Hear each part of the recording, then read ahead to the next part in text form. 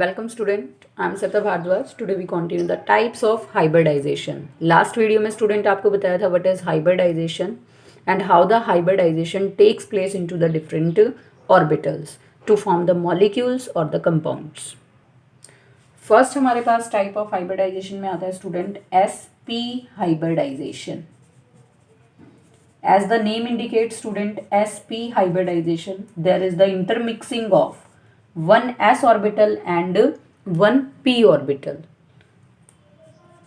One s orbital, this one spherical shape, and one of the p orbital like this. This is the nucleus and this is internuclear axis.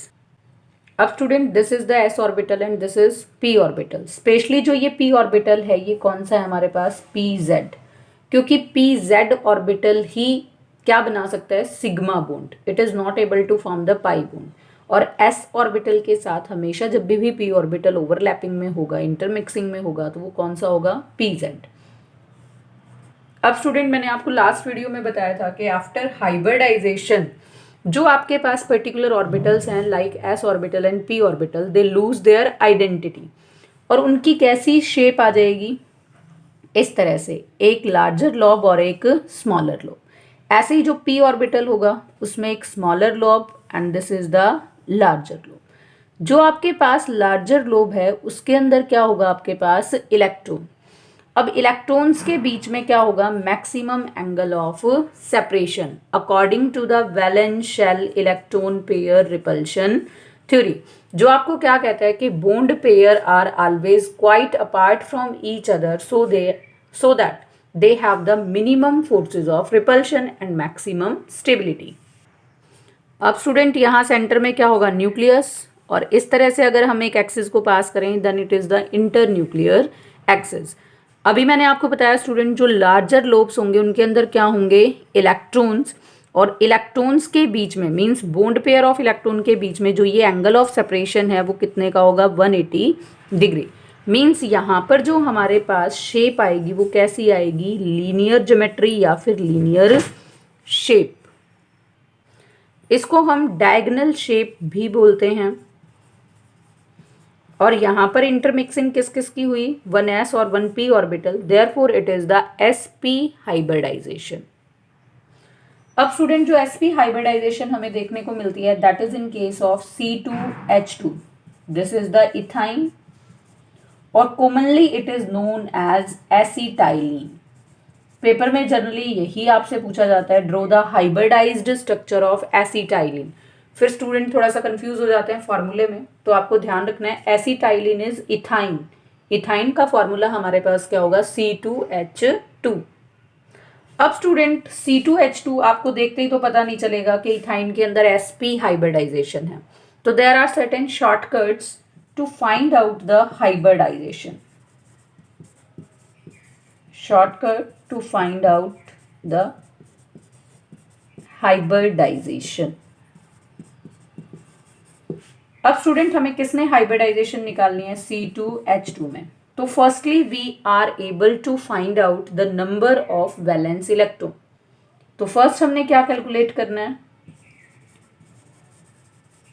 Calculate total number of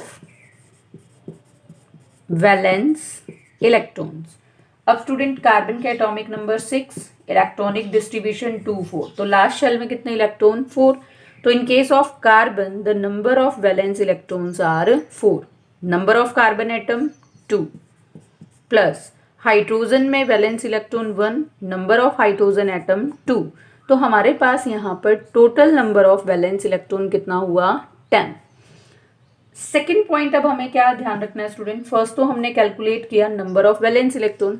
second, if the number of valence electrons, if number of valence electrons less than 8 और 8 means या तो 8 है या फिर क्या है 8 से कम, then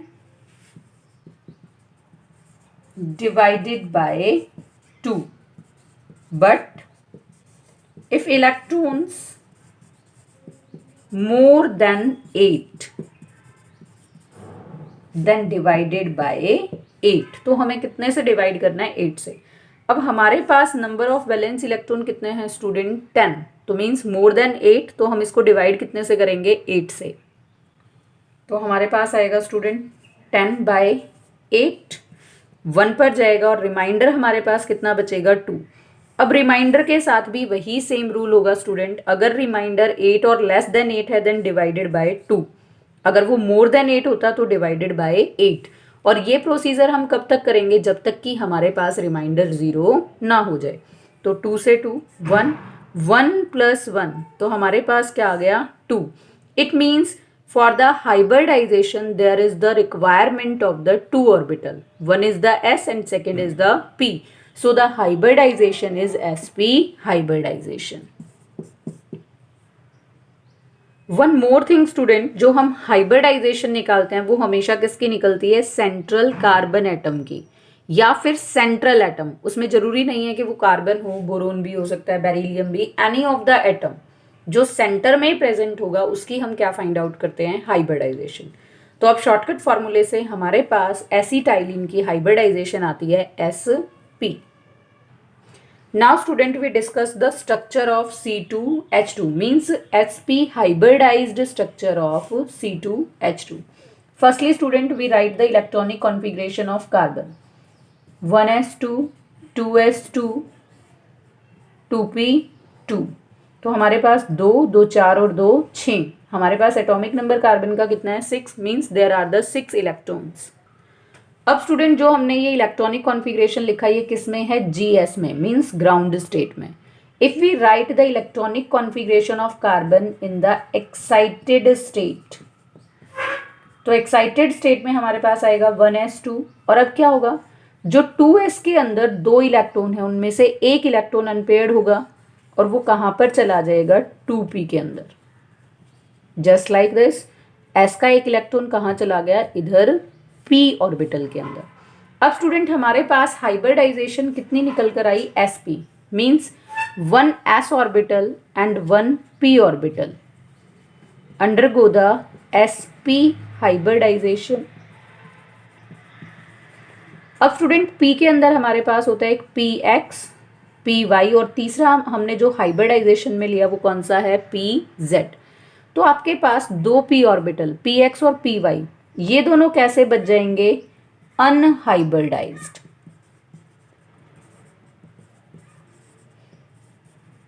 unhybridised orbitals.